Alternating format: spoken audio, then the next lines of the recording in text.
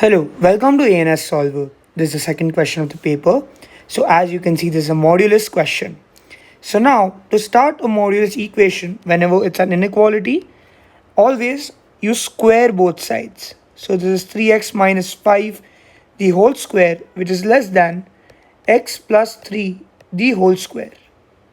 Now, if you see here properly, this is basically a minus b the whole square, and this is basically a plus b the whole square. So now what I can do is I can basically write this as 3x the whole square plus 5 square, basically a square plus b square minus 2 into a into b, which is less than x square plus 3 square plus 2 into a into b. So now I can basically write this as 9x square plus 25, okay, minus 30x, which is less than x square plus 9 plus 6x. Cool. Now I can get everything to one side, so I have 9x square here. Okay, I have 9x square minus x square minus 30x minus 6x plus 25 minus 9, which is less than 0. So this can be written as 8x square minus 36x plus 16, which is less than 0. Now what I need to do is I can use my calc here because it's a quadratic. So on the calculator, what you can do is follow the steps. First, go to mode. When you go to mode, click on 5 where equation is written. When you click on 5, click on 3. Now, when you click on 3, you will have 3 big boxes, something like this. So in the first box, you put 8, which is basically the coefficient of x square. In the second box, put minus 36, which is the coefficient of x.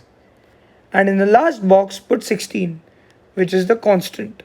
So 8 minus 36 and 16. And now when you click on equal to, you will get your x as 4 and you will get your x as 1 over 2. But because they are equal to, these are my critical values. I still need to assign sign to them. The signs. So now, how do I know which value has what sign? I basically, for my understanding, I make a number line. I write half here. I write 4 here. Correct? I know these are my two critical values. Let me take a value in middle, which let's say is 2. What I do is I put 2 into this equation. So basically 8 into 2 square, 8 into 2 square, okay, minus 36 into 2 plus 16, which gives me minus 24. So I care about the sign. I get a negative value when I take 2. Okay, this is a 2 just in case you can't see. Okay, I get a negative value. Now you need to know that the sign after every critical value changes. So if this is negative here, this has to be positive and this has to be positive. Agreed?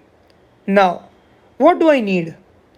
I need this quadratic to be less than 0. Less than 0 means negative. That means if I take values which is more than half and if I take values which is less than 4, I only get negative values between the critical values. So I only get negative. So basically I write this as x between half and 4, which is basically the answer of my question. Now to verify, if you actually get plus values, what you can do is take a value here, which let's say is, take 0 here and take a value here, let's say which is 5. First put 0 in the place here of x. Is it satisfying my inequality? Of course it is, because 5 is less than. Okay, so that's all you need to do. Basically, let's say if I take, for my understanding, I take minus 1 here. Okay, I need to satisfy this inequality. So 3 into minus 1, okay, minus 5 will give me minus 8 here, which is less than, here I get minus 1 plus 3, where I get 2. So basically this is satisfying my inequality. Okay, and even here it will satisfy my inequality. That's why I get half and 4 as my answers. Now, hence find the gradient integer n satisfying the inequality as it is.